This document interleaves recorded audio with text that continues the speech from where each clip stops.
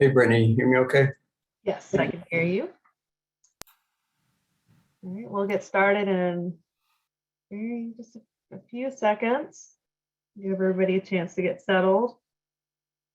I'm going to post a Facebook group again. Don't forget to join, and we will email the guide out tomorrow.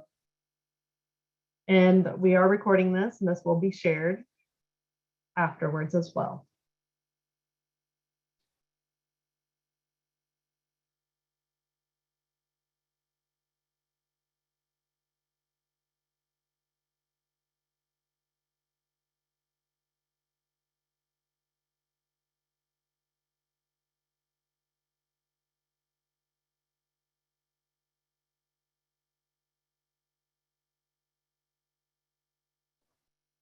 Okay, I guess we can go ahead and get started. I know that you all have busy days. So first, I just want to introduce myself. I'm Brittany White. I am the Marketing Projects Manager at Fairway Wholesale Lending. And just wanted to give you a brief rundown of what exactly Brokers Know is, because I know you're probably all asking that question. So I'm going to share my screen and show you.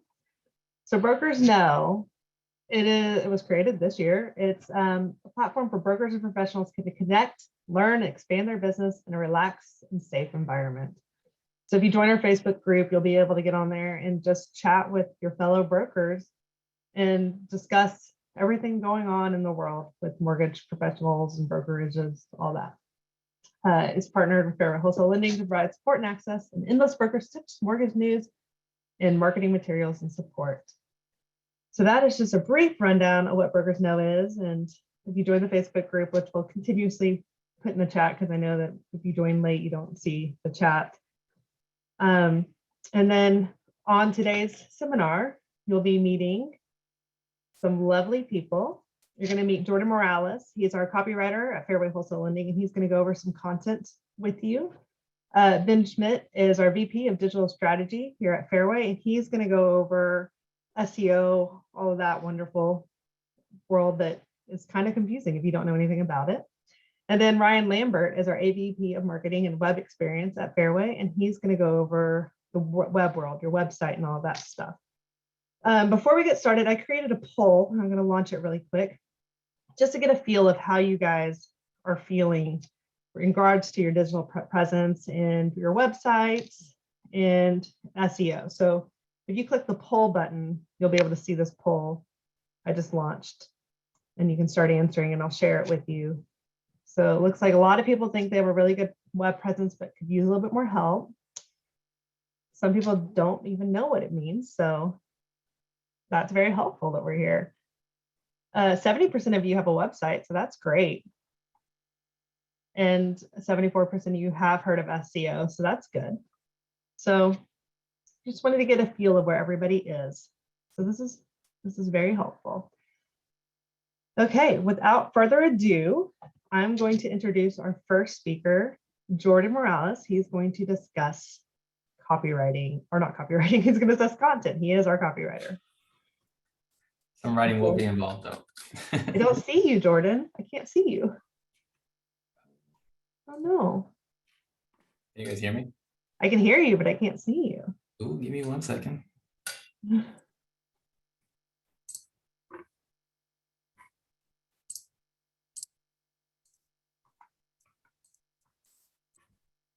Okay. So it looks like 66% of you think you have a good presence, but could use a little bit of help. There you are, Jordan. There we go. All right. Well, thank you for that wonderful intro, Brittany. Thanks for kicking off this Brokers Know journey we're about to embark on. It's pretty exciting stuff. So I'm glad to be a part of it. So yeah, content, my favorite topic of all time. So I'm pretty sure most of you have heard of the phrase, it's a cliche at this point in pretty much every marketing department ever, content is king. It's a cliche for a good reason, though. There's definitely some weight behind the quote. It wouldn't be a cliche if it didn't have any truth, right? So, and the reason being is, I mean, whether you're writing a blog post, a social media, email, flyer, even a video, that content is extremely crucial to your brand and your business. it's pretty much an extension of who you are. You are what the content is that you create. And I'll give you an awesome example of this.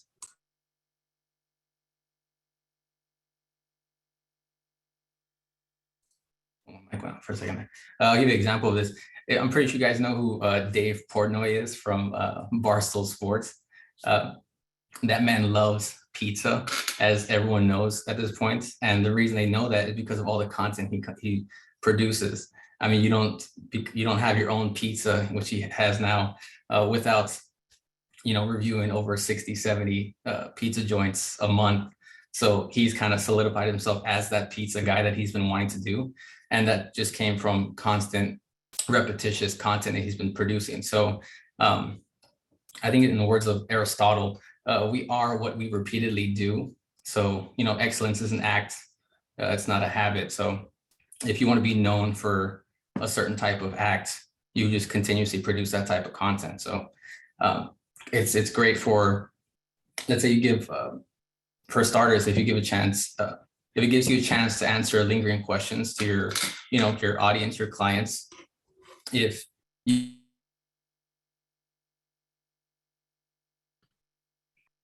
muted yourself. I have hotkeys on. Whoops.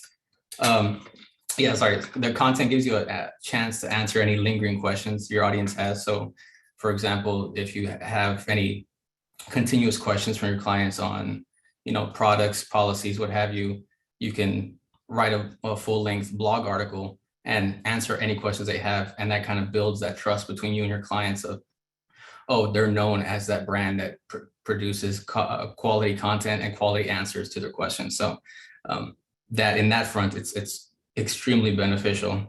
And on top of that, better social media presence. No one likes to go to an empty Facebook or LinkedIn account, if they're doing research on which broker they want to kind of lean towards. They don't want to go to a page and just see no content, even if it's shared content, shared articles or what have you. They kind of want a trustworthy broker who has actual content they're putting out. So that's super vital for, like I said, building trust within your clientele. Now, on top of that, what makes, impactful content is the real question here. And the kind of content that generates more leads, what kind of content, influences your clients.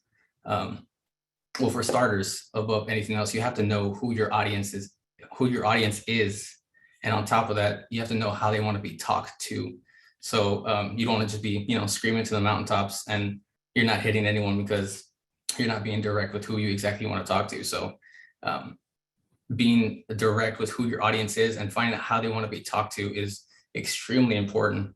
Just to give you an example, over 5 million blog posts are posted on a single day. So that's a lot of words coming from a bunch of different sources, and that's coming from a person who writes a lot of words. So that can be a lot. But if your realtors, your home buyers like reading long form content, that would be ideal for them. But not everyone is into long form, just treacherous reading. Some people prefer 15-second clips. Some people prefer maybe podcasts or different types of content. So the main thing when it comes to content is kind of experimenting, trying out different forms of content within your market. So if you want to A/B test it, I would recommend maybe trying like a month of blog posts, see how that performs. And then if your audience does not like or doesn't react or incorporate what you're using, then you can revert to video content or something else of that nature. So that's what I would recommend for different types of audiences. Just see what your audience is keen to, what resonates with them. Kind of find your unique angle, I suppose. Now, a big part of creating content is finding your voice, making sure you know who you are as a brand, creating a voice that resonates with who you are as the business owner. And a perfect example of voice is each one of us has our own our cadences, our own how we're distinguishable speech patterns. Even everyone here on the panel, for example, is going to have different cadences, speech patterns between myself, Ben, and Ryan. If you were to put us up on a wall and you, after this call is finished, and you put our voices up on the wall with the faces, you would know just based on our cadences and our speech patterns, whose would match up with whose. And that's kind of the approach, or rather the philosophy you want to kind of bring into your business. You're competing with a bunch of other brokers and a bunch of other faces, a bunch of other business brands and logos and what have you. And you want to kind of differentiate yourself from them.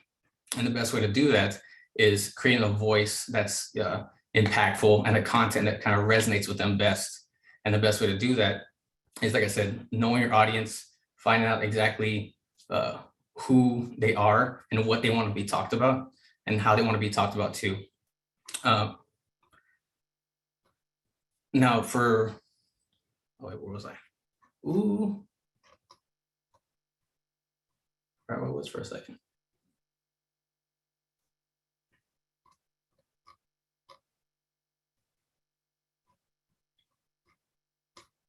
Oh no.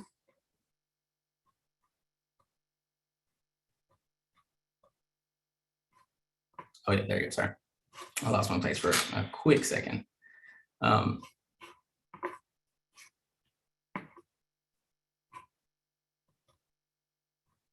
Oh yes, there you go, sorry. So in terms of like finding your voice, a couple of quick exercises I would recommend in terms of, just practical usage of creating and finding your voice is, writing down some adjectives that you can see your brand being seen as or talked about in a certain way. So just, grab a piece of paper, write 4 or 5 adjectives that you would describe your personal brand or business. Another great way was, grab 4 or 5 most recent pieces of marketing that you've done and kind of see, depending on like flyers, emails, social media, what type of marketing pieces have worked, and then kind of go from there. And then lastly, make a list of all the things that you don't see your brand being as, and you kind of find the opposites of those. So if you don't want to see your brand as, unfriendly or pretentious or too serious, you can start creating that list of negatives and kind of find the antonyms of those, and you'll kind of put together a nice looking voice to your brand that kind of differentiates yourself from that. You share some tips on how to find your audience. So one of the best ways, which is one of the tips here, was grab like 4 or 5 marketing pieces that have worked, and not only look at what was said on those marketing pieces, but see who engaged with those the most. And you'll kind of start pinpointing who your audience is and who actually engages with your content. Same goes with social media. You can actually pinpoint exactly who is your followers, and you can find out who exactly is engaging with your content. And eventually you'll start narrowing it down. But at the end of the day, it's just a bunch of experimentation, which is, sometimes can be a tedious process. But once you find out what works and what doesn't, you can kind of get the gist of, my audience who I'm looking for definitely prefers long form, like 1,200 word blog posts rather than, like a 12-second YouTube clip. They're more avid readers. So you start kind of A/B testing these, and you'll realize, I've found my, my niche audience among this, plethora of like different audience types. And I think that's the most crucial way to find your audiences. Now, excuse me. One of the best ways for your content to kind of, hit its mark per se is making sure that, of course, making sure that your realtors and your home buyers, you're in essentially like their watering holes is what we call them in the marketing sector. Where are your audience members kind of gravitating towards? Are they in, certain news outlets? Are they in following certain groups on Facebook or LinkedIn or what have you? You can kind of be in those, we call them watering holes, because that's where they go to get their information. And eventually what you want to do is, while creating continuous content, is become that watering hole. So if you continue to create high quality content, you'll eventually be the source of truth for these audiences. And eventually they'll start flocking to your brand and your business as you start creating more high quality content. And you'll kind of be seen as a source of truth for, oh, this is the broker that continually does this. Or if you want to be known as the broker who, I don't know what's a good example, but if you want to be known as a broker who gives like a tip every Tuesday, like Tip Tuesday or what have you, just like anything like that, you eventually start solidifying yourself as that. So it's just a continuous repetition of content and high quality content. And you'll kind of you'll start slowly separating yourself from your, your broker competition. So yeah, I think that's, when it comes to content, that's the best way to do it. So, stay tuned. At the end of our seminar, actually, we have our Q1 Brokers Guide going out, and this covers just like the surface level of everything we're about to touch on. So with that being said, yeah, I'm gonna slide it on over to Ben, our VP of Digital Strategy.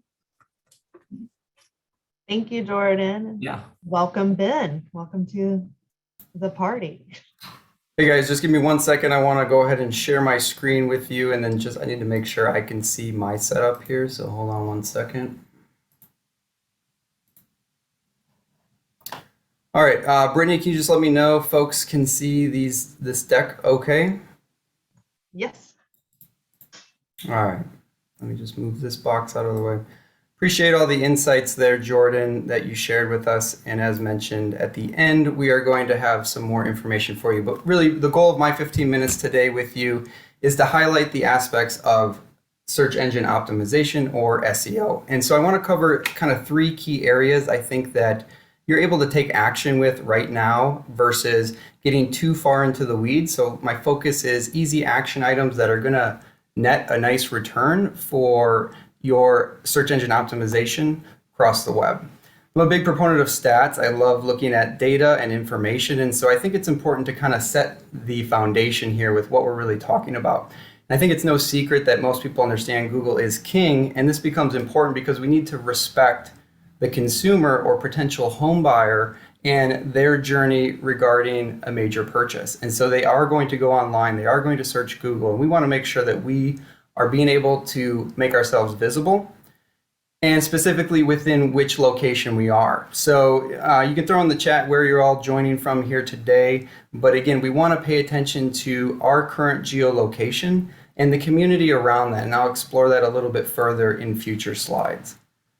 I did want to start with local SEO. And so when I talk about local SEO, I'm specifically talking about Google My Business page. So if you don't yet have a Google My Business page, step 1 is to go ahead and secure that. That can be done very simply by, if you have a Google account. So basically, if you have Gmail, you can also create what's called a Google account. And within that, you can go ahead and claim a business based on an address, and that becomes your Google business. From there, we can start to make some of these modifications that we're going to talk about today. Now, Google My Business often goes by a shorter abbreviation of GMB, so I might be using that, but we want to leverage our GMB page to drive that traffic. How do we do that? These are the 3 key areas. Really, it's name, address, phone, also called NAPs, and category selections, as well as photos, and then lastly, reviews and Q&A. So I'm going to dive into each of these. There are other criteria that will help from a search engine perspective. That includes things such as sentiment of reviews, your Google Maps star rating, the keywords used within your reviews, and I'll touch on a few of those, but there are more than just these 3. But again, the goal is, what can I do and take action on right now? We look at this stat here, 64% of consumers use your GMB page to actually find contact information. So again, it becomes important, how am I being found? As we go through these slides, think about, what is my digital footprint? Has somebody never met me before, but they Google variants around maybe the business that I do or my name? What are they finding on the web? This is what we want to also try and control for, to put the best foot forward, have the best first impression possible. Specifically, I'm talking about NAPs simply because the consistency here matters. And what this is basically, how is Google finding my name, address, and phone across all websites it might be published on? And so we want to make sure it's listed exactly the same So you have that consistency. This is going to help because if we remove those abnormalities, we become a higher trust agent to Google, a more reputable business. So one easy way to do this, now you can hire companies to do this for you, but it does cost quite a bit of money. You can simply reverse engineer and fix on the most popular platforms you might be found on. So one way to do that is to simply do a Google search of your phone number, for example, or of your business address, and see what those search results show, and then look for the differences or the inaccuracies. Something as simple as, is avenue abbreviated or is avenue spelled out in its entirety? We want it to be the same across the board, however you decide to write avenue. Same for phone. We want to fix any of those phones. If you have multiple phones, what's the main phone line to your business? And then also we want to look at, again, where can I start to have the most impact? Think about Yelp, Zillow, your website, your Facebook page, your LinkedIn profile. Those, I think, are the easiest ways that you can take action right now. Make sure the information on those, because they are all indexed with Google, are consistent across the board. As you can see here, there are a couple other opportunities you can take advantage of that do cost a little bit of money, but they will do a more in-depth and intensive review for you. Second section related to your GMB profile is this idea of both category selections, which is an option that you have, and the ability to add photos. So let me start with category selections. Within your Google business profile page, you have the opportunity to choose a selection. And what we really want to do, because this is a higher ranking area of your GMB, is to not just include the primary, but also the secondary categories that are available for you to include. So think about the services that you provide, loan servicing, a broker, etc. We want to make sure it's as accurate as possible so Google picks that up and serves up your Google My Business page to those that might be searching for mortgages, doing a loan, I need a new home, those types of things. In addition to that, I did skip over step one, which is when you do complete your Google My Business page profile, we want to completely fill out every single opportunity that we have.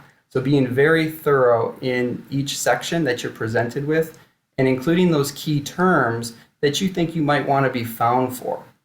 So this goes back to talking about the geolocation that you're currently in. If you're in Wisconsin or New York or a city specific, let's try and sneak some of those key terms within the descriptions, the abouts, the areas within your GMB that are going to help you be found more frequently when someone's doing a search query for services that you provide.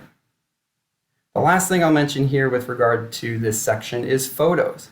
And so photos is a ranking item within your GMB profile. And it's advised that you don't just include 1 or 2 photos, but probably up to anywhere from 6 to 8 photos. The average has 11 photos, but we want exteriors, we want interiors, we want team photos. And so making sure that you're including those photos within your GMB profile page is key to helping your local SEO.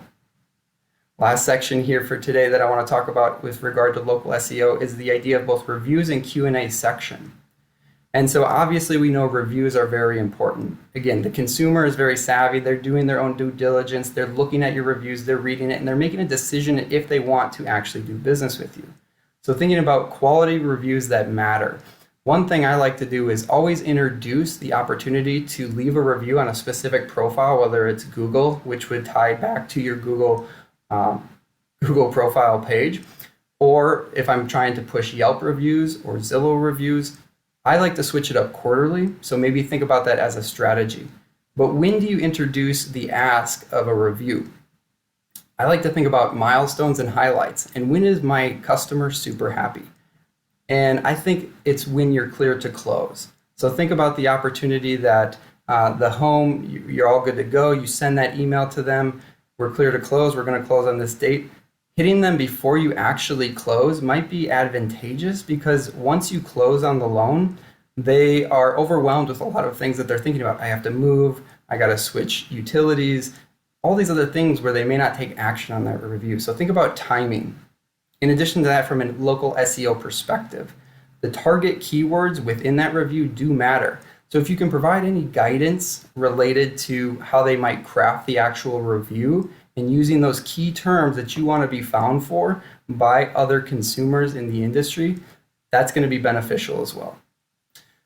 I'll also mention here with replies. So a search engine qualifying factor is, are you replying to reviews that have been left, good or bad? So we always want to just bake it in and make it mandatory that you always review to every single review that's been listed and sent to your GMB. Last thing I'll say here as it relates to the Q&A section, there is an opportunity to include that as well. Think about the common FAQs you get from past customers, current customers. Address those in that Q&A section to help people feel more comfortable, feel trust in wanting to do business with you. I'll also mention with regard to the photos, you have the opportunity statistically that 20% of consumers expect to see photos within your page so that they can feel more connected to your business. All right, moving on to the next section here. Again, we only have 15 minutes, so I'm doing my best to stay within that time. All right, so there are more searches on mobile than desktop. Why is this important? You need to know the way in which your information is being presented to the end user. So we want to make sure that either our website or our social profiles are all mobile responsive and feeding the proper information. In addition to that, we look at searches that are discovery versus searches that are direct, and knowing that a lot of people are doing that exploratory process. So are we providing the content, because this is what we're getting into, content SEO that matters to them? And I think about this in different types of mediums. I think Jordan touched on this a little bit, but you take the time to write a blog post or a piece of content for your website and you put it out there, and we're not talking about how you've maybe optimized that headline and that copy and the alt images and the tags related to it for SEO, but simply you've taken the time to write a great piece of content to a niche audience. Don't just stop there. We want to go further, so let's talk about this. Step 1, the written content. Instead of being very broad with what you write about, as Jordan mentioned, know your audience. Know your audience and know their interests. So don't just write a piece on how to get a mortgage. It's too competitive within Google search. How to get a mortgage and then in your city and state. This allows the content to be much more relevant to that ideal audience that may want to do business with you. In addition to that, think about this as an example. How much house does listing on the salary? So think about the median salary of the target audience you want to go after within the city that you currently work. Again, creating this type of content is much more relevant to individuals in that exploratory process. And then lastly, another example, it's not just how do I get a mortgage? Again, it's how do I get a mortgage with maybe a low down payment? So know your area of expertise and then write about that and make it relevant to that individual that wants to do business with you. And as I started talking about earlier, don't just stop there. Let's go visual. So create a YouTube channel. You've already taken the time to write a piece of content. Now let's go ahead and create a quick video about that piece of written content because you've already laid the foundation and the blueprint. Now we want to execute on that in a different medium. And within YouTube, backlinks are important. So always linking back to your website or to that specific blog post so the user can explore more information. And then the last step here is really thinking about audio. Again, you look at that stat here, have listened to online audio in the past month. I really love podcasts. That's how I like to absorb a lot of my information. If you're not familiar with Headliner, Headliner is a great opportunity for you, again, to take maybe a written piece that you have or a video that you've done, and you take the audio component of that and turn it into what's called an audiogram. You might have seen these on social media because they're very social friendly, and it's graphics or illustrations related to the words that you're saying. And so I will include a link to Headliner for you to explore. It's a low-cost, no-cost solution, and it gives you that extra ability to tap another digital platform like a social media platform where you can share that out. Think about also the newsletters that you're sending out. How are you making them interesting or enticing, or how are you leveraging them to drive traffic? All of this is included within the confines of content SEO. Moving on to our last section here, I want to touch on this aspect of thinking about reviews and the value there. Again, building trust. People want to do business with people that they know and trust. How are we working to do that? And in this case, we're talking about what's called off-page SEO. Essentially, this is building some links, but it's all the actions that you're doing that don't occur on your website that help to drive traffic and expand, again, your digital footprint, which is what we're focusing on. Think of it as a web. You see internet and Google. everything that you're doing from a digital capacity will get indexed in Google. And how is that tying back to your main converting site, which is your website? So I like to always focus on community. I'm going to talk about a couple things related to that. So let's talk about community, influencers, and clients. I like to draw a circle on a map and say within a 50-mile radius, what can I do within this community? This is the community I serve. This is likely who's going to send me the most amount of business. So getting involved in terms of partnerships within local community organizations is a great way to raise your awareness as a brand via your company. And think about it outside of mortgage. So maybe there are other groups and community organizations, civic groups, for example, to help get you in the know, help people understand who you are and what you do. In addition to that, you may find there are other individuals within your community that could be considered influencers. An example I'd like to think about here is different businesses that provide services such as maybe a coffee shop. And partnering with them, they have a great consumer base, being strategic about which coffee shop you might highlight, and then go ahead and highlighting that information, typically maybe in a social post that you're doing on social media. Another way to build that relationship to help expand your visibility through some of those organizations that you're a part of. A couple other things to talk about here, local apps, Nextdoor app. It's very micro. So again, I think about things that you're doing outside of your website that can help drive traffic back to who you are. So if you're not familiar with Nextdoor app, it's a great way to stay connected with your neighborhood, very micro, again, down to even a specific neighborhood within a zip code.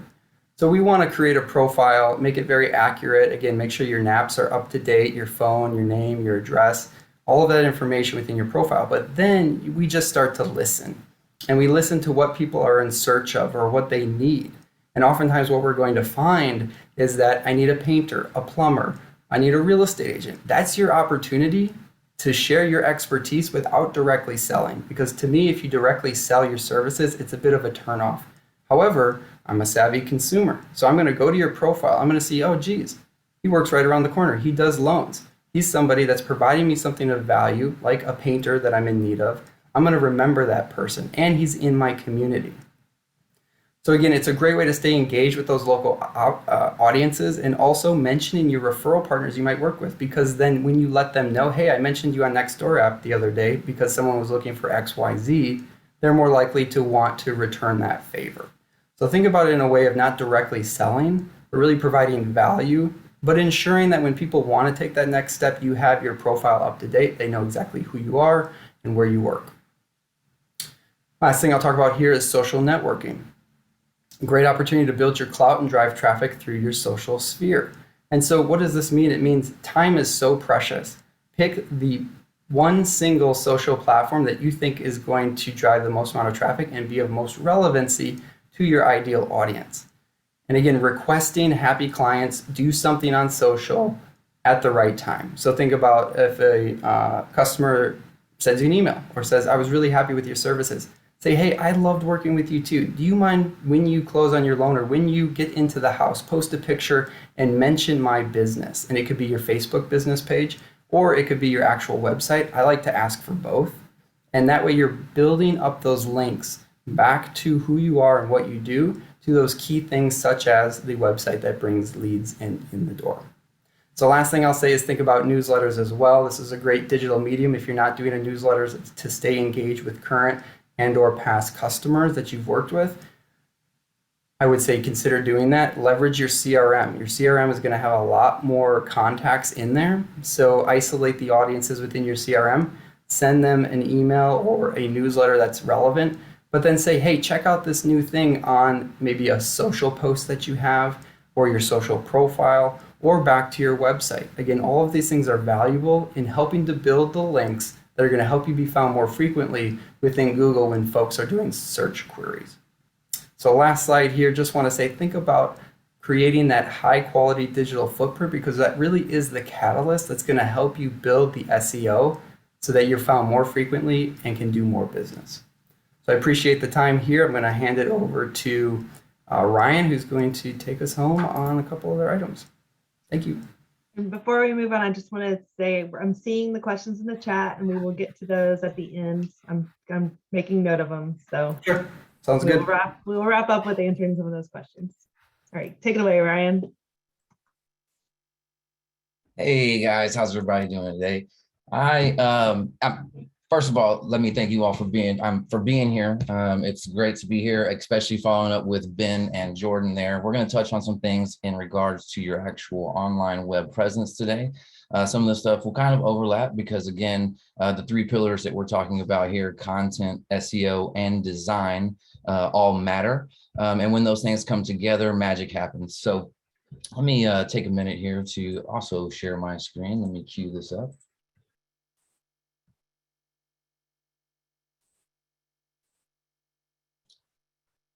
So, can everybody see my screen?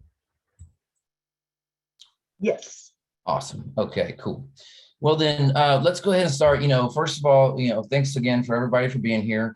Let's start off too with if you have a chance to drop in the chat your actual website. I'd love to follow up this actual conversation here with looking at a few of those and looking at some of your online presences there. So again, when we talked about online presence, a lot of people, at the times we think that our online presence is there. Once we build the website, that's it. We're there. It's built. It's done. People are going to come to it. But there's other elements that are involved. And so some of the things that we'll talk about here are just going to be some quick tips. You may already know, but again, some of them you might not know. And again, there's other things that you might consider to take on as more or less better use, I guess you say habits. So that if you're not doing them already, you can initiate them. So again, we'll go ahead and kick this off here with focusing on your web initiatives to create a better online presence and your visibility. First and foremost, one of the major things is getting an SSL certificate for your website. I know a lot of people probably think, oh, why are you touching on this? Because this is just a known factor that, SSL is the way to go. It invokes trust, right? And that's one thing that we're going to talk about, or I'm going to talk about and touch on quite a bit throughout these processes, is the factor of trust. And the setting of that baseline, and there's actually a graphic that we'll share later on in this actual slideshow that we'll share later with everyone as well. But the baseline starts with your SSL certificate and being able to show that you are trustworthy in that sense. So you don't want to let your website security run the trust with anyone before you've actually had a chance to convert that person into an actual consumer or a purchaser, right? So again, SSL certificates are one of the first ways that you want to start that trust and that baseline. And creating that baseline, again, an SSL is one of those things that while we might think in the back of our mind, oh man, that's really a kind of a cost that I don't really want to incur or don't want to take on. It's one of those things that, again, when we talk about trust, the cost per, I guess you could say, conversion to close and the, I guess you could say, the profit based off of that, it far exceeds that cost. So with setting an SSL, you're going to ensure the trust between yourself and that initiation and that handshake to the initial buyer. That's like, when you walk up to a buyer or you walk up to someone and you give them a firm handshake, that's a sign of, hey, this person is obviously respectful. They're looking me in the eye. They're shaking my hand. That's a firm handshake. I'd like to do business with this person. That's kind of what an SSL is.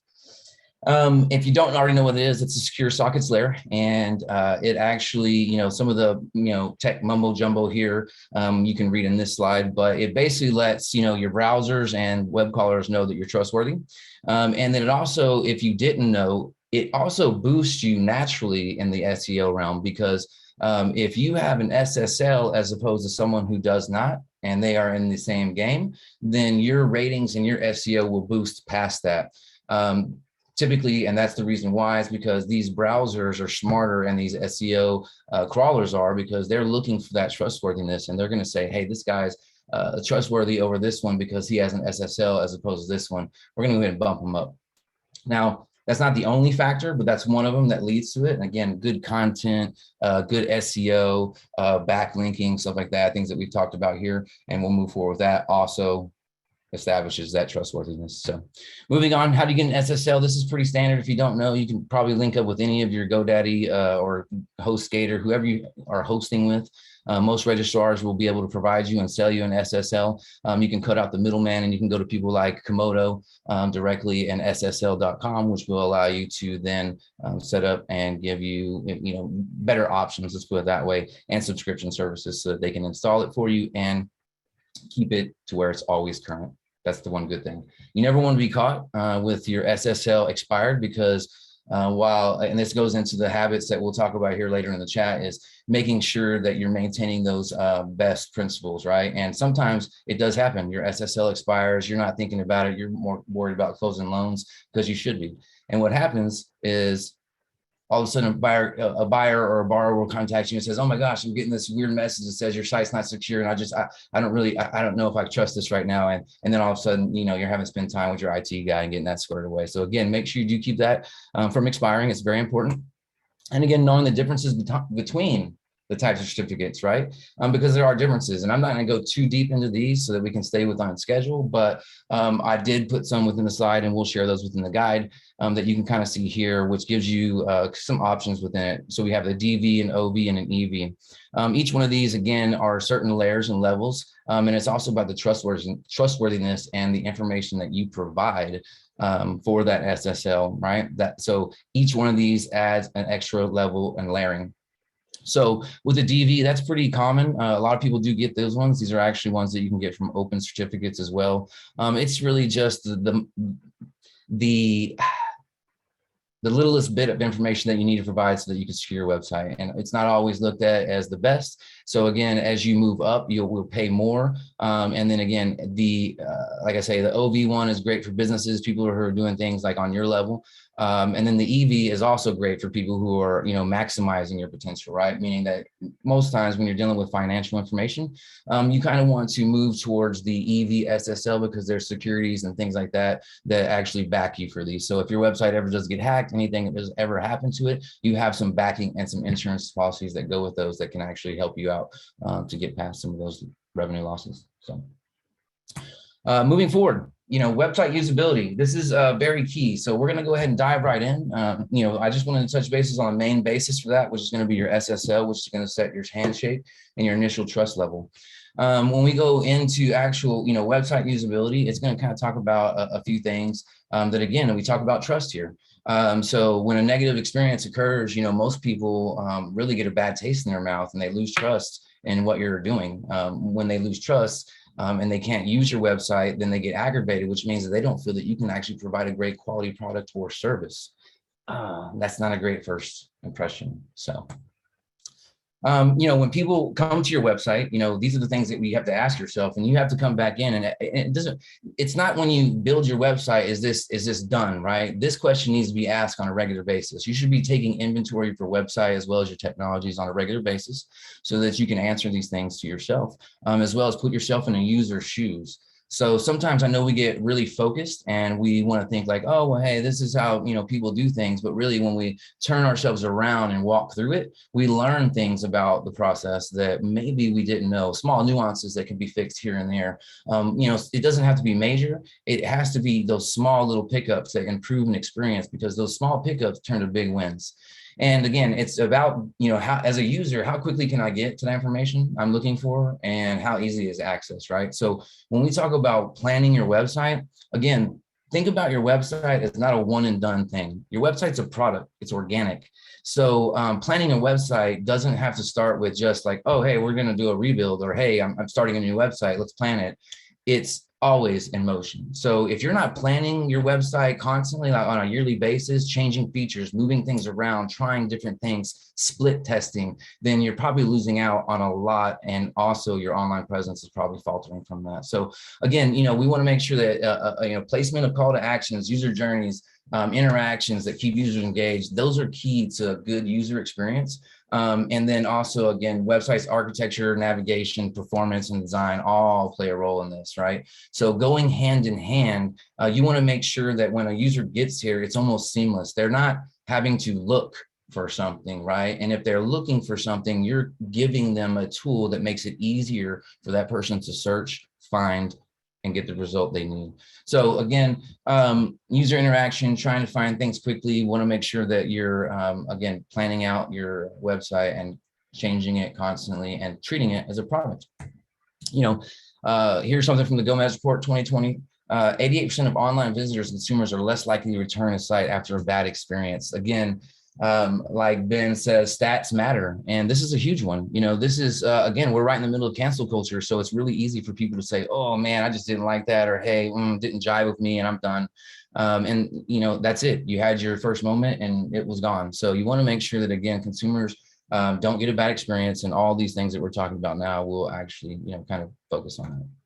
So some usability factors. You want to make sure your information is presentable, right? Web users quickly need to scan your page. They need to find the information they need. And they also, again, it's one of those things that if they can't find it fast enough, or they don't feel the explanation is there to their liking, then they're going to go ahead and kick rocks. They're going to be like, yeah, gotta go, And so we need to understand that, your users understand what your user base is. And, what you're going for, if you're saying, hey, I'm really targeting, millennials, retirees, know your audience, and I'm not going to go too deep into that because that's another webinar you guys should join us for later. But those are things that we could talk about later. So the other thing is, making your website architecture consistent, meaning that you don't want your website to change with every page. If I go to a page and I'm having to constantly sort around and my eye movement is bouncing, then you're also going to create a bad experience, which people are going to leave.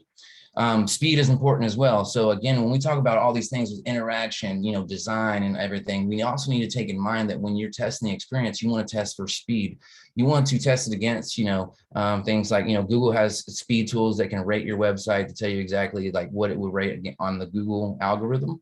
And so you want to make sure it loads across devices fast. I believe it's like if a website doesn't load within 2 seconds on a mobile device, most people are probably going to exit. That's just the state of state of it right now. So again, the other thing too is also avoid information overload. So, a lot of us tend to think like, oh, we're going to, I really need to pitch this. This is what we're campaigning, and you're just going to overload the page with a bunch of stuff, right? It's great, but it's great to get all the information out there, but it can also be one of those things where if you put too much, it's too, it's overload of sensories, right? It's kind of like, when your mom will walk into your room and it's completely dirty, you got clothes everywhere. She's just like, oh my gosh, what's this mess? She can't focus on the fact that you're actually doing your homework at that moment and you're making straight A's. She's more worried about the mess on the floor. And so those are the things that you think about. And that's also things that people also leave quickly about, is because they get too overloaded on the information. So moving right on, we're going into website aesthetics. And, just another kind of statistic here is that, generally it takes about 50 milliseconds. That's 0.05 seconds for users to form an opinion about your website. That means that I'm looking at it, I'm like, ooh, wow, or ooh, man, I don't know, or nah, I'm gone. So design, copy, layout, all determine whether a user's going to stick around and become a customer. So good design also elevates trust. So again, the word there, trust. We're creating this level of trust so that we can create someone who had no baseline into a consumer who will then stay with us and hopefully retain business, right?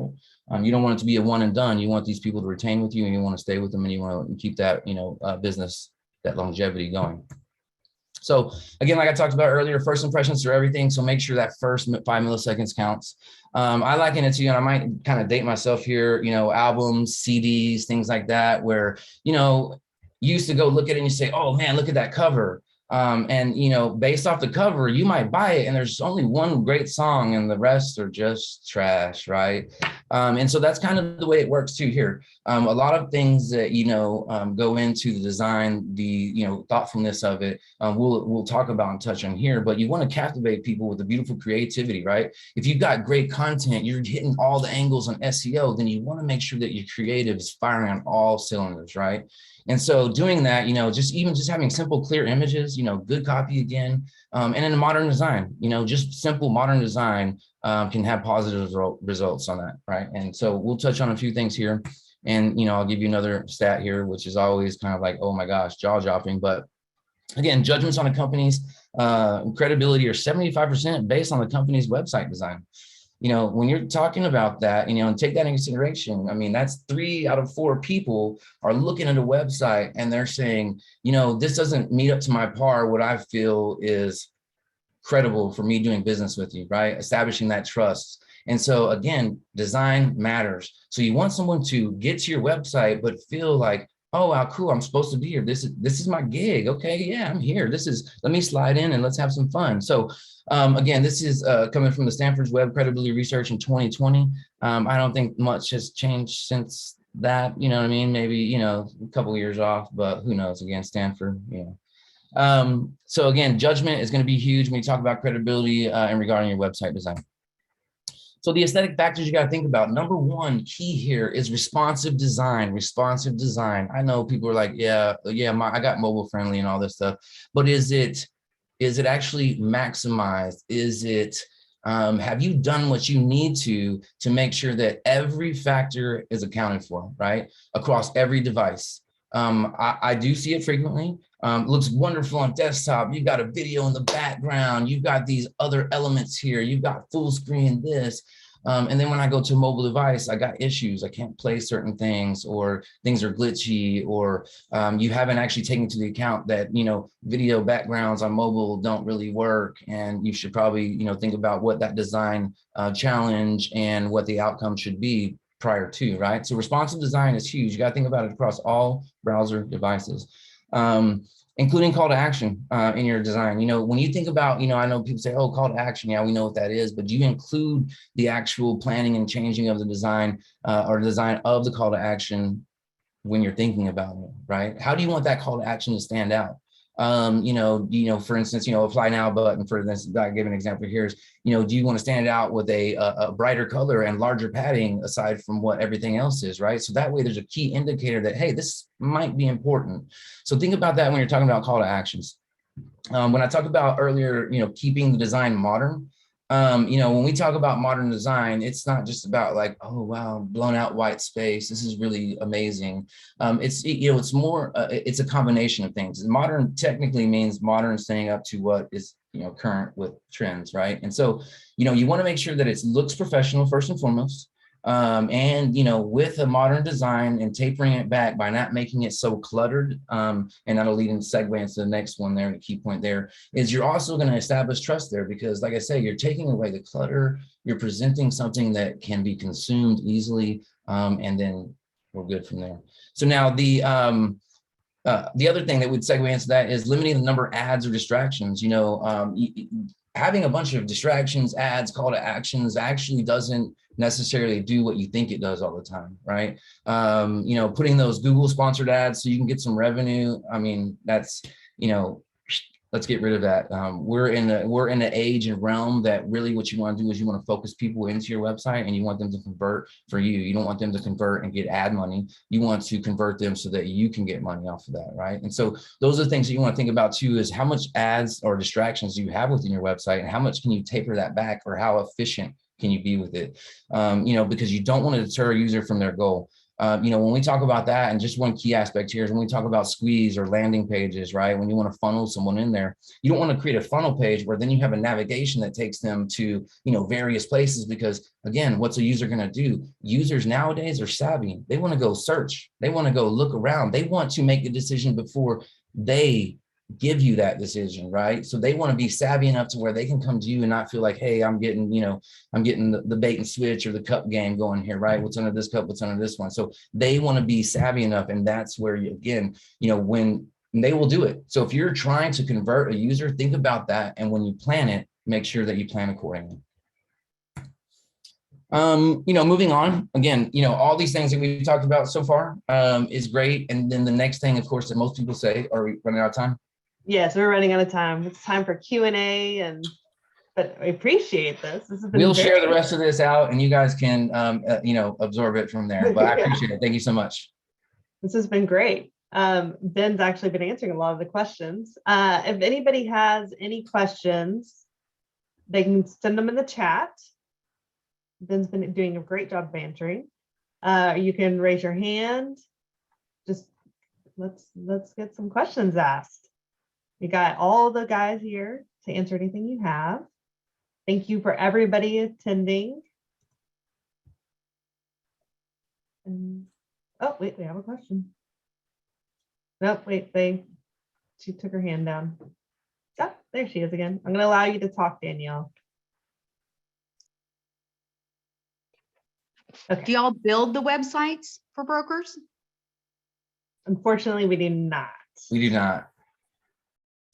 We can send you to some resources that I think that they can share with you guys. That again, it's really about establishing a relationship as well. So if you don't want to use a third-party service that's already, kind of active and has those things dialed in, I would suggest that you get involved with either a local agency that you could trust or that you can really form a relationship with. Yeah, some of the benefit IT and all of those, they're just so generic looking. They're not, like you're saying, current and up to date. Yep. And we'll share some resources out that I think Brittany and the team can also share with whomever is on this meeting as well. So thank you so much. That was a great one. Okay. You can chat your questions to us and we will answer them.